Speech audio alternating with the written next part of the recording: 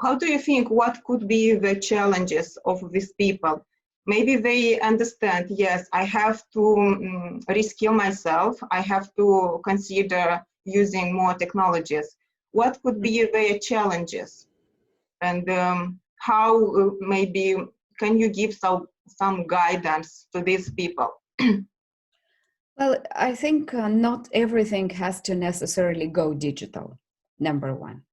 So the first question that we should be asking ourselves as individuals is whether whatever I'm doing can be replicated or can have an online dimension. So this is the first thing, because you may well keep growing your grapes, producing your wine, and selling it in a small community where you live, or in your small family-owned restaurant, like I'm seeing several here across Austria, for example. So keep doing that, because there might be situations that there could be other people in your network who like your product, and they will promote it much better than you would do it if you build specific, specially designated platforms for promoting your own goods. So sometimes it's paradoxical that if you have the right people in your network who are really, as I said, who are influencers, who are really good promoters, once you provided a good service and something of good quality, they will pick on it.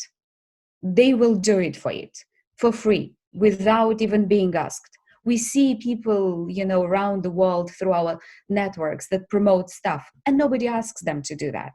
But if you have the right, the right people in your audience, in your entourage, you have all the chances to get something promoted. So number one, think about what you already have. What are you doing, and whether that's something that you do deserves an online component or not.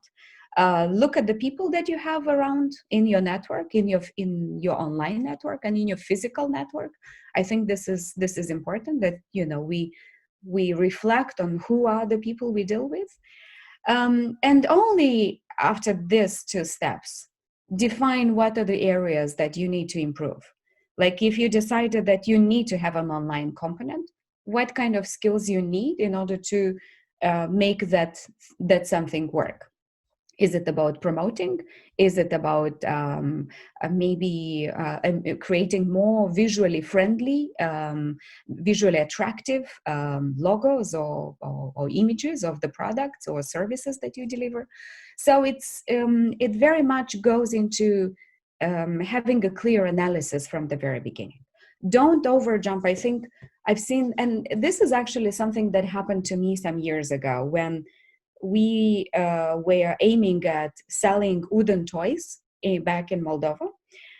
We had a showroom, a mini showroom in our capital city. And we were assuming that if we have a showroom and if we have those wooden toys, people will just come and buy them. No, because this is just one side of the story. You need to learn and train yourself how to promote those, how to create video tutorials, so the online dimension is not only about marketing in the simplistic way of marketing, is creating content on how to use your stuff, how not to use your stuff, what is it good at. And this requires a lot of investment in terms of time, dedication, learning. So I think my first advice, understand what you want and understand what you already have, and what do you still miss so that you bring it to a different level. And of course, keep learning and learning from, as I said earlier, keep learning from those who tried similar things before, so that you don't repeat the mistakes and you build on the lessons, and you don't waste time, because now you don't have time to make as many mistakes as others did before you. So use this opportunity and talk to those people who could potentially become your mentors, who could support you, who could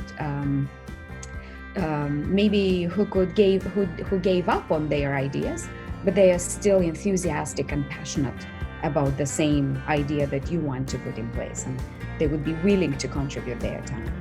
So there is a lot that we need to do, but start from a deep analysis of everything that you could map, everything that you could document before you jump into investing your time and money in immediately selling something or immediately prototyping something.